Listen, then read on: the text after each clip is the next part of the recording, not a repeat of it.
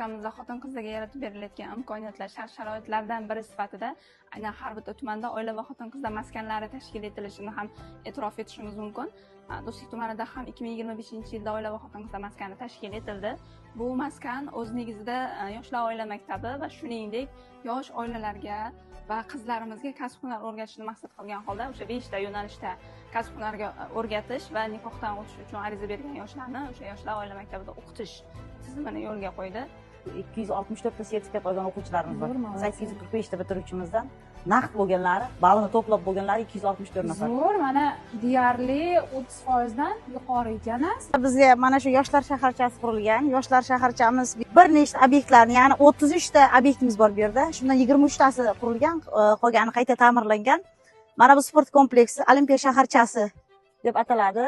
Bu yerda hozir biz xalqaro standartlarga mos ravishda qurganmiz. Buni tag qismi to'liq turli xil sport yo'nalishlariga moslashtirilgan. Mana bu basseynimiz sihat va shifo. Aynan yoshlarimiz ham, ayollarimiz ham bu yerda ham reabilitatsiya, ham basseyn, ham sauna. Musajon Isayev bizda respublikada yosh oila ilmiy tadqiqot markazining rahbari. Men tanisizlar, viloyat hokimining o'rinbosariman, oila va xotin-qizlar boshqarmasi boshlig'i Gulnora Normurodova. Muqaddasni yaxshi tanisizlar. Muqaddas tumanda mana shu hokim o'rinbosari, oila va xotin-qizlar bo'limining boshlig'i. Bundan tashqari bizda viloyatda mana shu yosh oila ilmiy markazining vakili ishtirok etyaptilar. Onsapa sizlar bilan hali yaqindan tanishib olamiz jarayonimizda. Ajrimlar yo'q emas, bor. Hozirgacha ham o'sha kommuna mahallalarida psixologlar ishlaydigan, tazyiq zo'ravonlikka qarshi kurashadigan, bolalarga nisbatan tazyiq zo'ravonlikka qarshi kurashadigan tizimlar bor. Bu ittifoq, bu bitta oila qurilyaptimi, bu jamiyatda bitta kichkina bo'ladi, mustahkam bo'lishi kerak.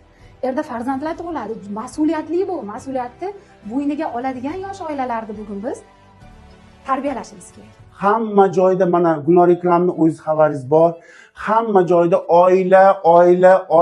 oilang tinch, yurting tinch kerak bo'lsa deb mana shunday targ'ibot, tashviqot ishlari ketyapti. Bu qanotingiz yosh oila ilmiy markazining rahbari bo'lsin. Xudo xohlasa shundoq bir yengillik kirib kelish kerak.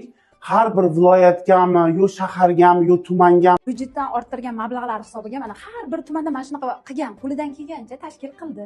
Oila maskanlari bugun bor. Yosh oila maktabi ichida faoliyatini olib boryapti, lekin jamoatchilik asosida. Biz adliya bilan kelishib, agar bizni maktabda sertifikatini olmasa, nikohdan o'tkazmaymiz deb kelishib qo'yganmiz. Kelishuv memorandum qilganmiz, fidolar bilan imzolaganmiz. Bugun fidolar 30 yoshga kirmagan nikohlanuvchilarni agar mana shu maktabni bitirib, sertifikatini olib bormasa, o'tkazmayapti nikohdan. Shuning uchun ular kelyapti, majburiyligi shunda maktabda o'qishyapti, lekin bu joyda dars o'tadigan bironta o'qituvchiga biz mablag' to'layapmiz. Bu degani qanchalik samara beradi deganida, qanchalik samarali o'sha o'tadigan darslarim. Shuning uchun biz shu tarafini o'ylashimiz kerak siz bilan. Ikromlar bilan buni maslahatlashamiz hozir. O'sha oila maskanlariga mana shu yarashtirish komissiyasiga a'zo qilib, mana shu yosh oila ilmiy markazi rahbarlarini joylashtirsak Gulnor Ikromni, bu hamma uchun ham yaxshi, hamma uchun ham bir foydali ishlar bo'lardi. Agar Gulnor Ikromni Jizzax viloyatining hokim o'rinbosari sifatida tavsiya xati beradigan bo'lsalar, quyidagilarga deb обязательно mustaqillikka harakat qilamiz. Zo'r bo'lardi, rahmat. Mustaqillikka alohida Jizzax viloyatiga harakat qilamiz. Endi nima desa bo'ladi? Tashkilotlar shunaqamizda, bular endi davlat tashkiloti, biz nodavlatmiz. Biz совместно bo'lib ish olib borishimiz kerak. Xotin-qizlar уже hamma joyda o'zini izini qoldirdi-da, har tomonlama o'zini mehnatini, paxtani paxta demadi o'sha paytlarda ham. Pillani pilla demaydi. Hozir takroriy ekindamiz, bosh ektiryapmiz. O'sha hamma jarayonlarda xotin-qizlarga juda anaqa katta-da, e'tibor katta, mehnat tarafdan ham e'tibor katta. Gulnor Ikromni mana faollaringiz oldida aytyapman, sentyabr oyiga Musajon Botirjonov mana shu quyidagilarni men sizga ma'lum qilaman desangiz, Xudo xohlasa обязательно hamma ishimni yig'ishtirib, men Jizzax viloyatida bir katta tadbir tashkil qilamiz.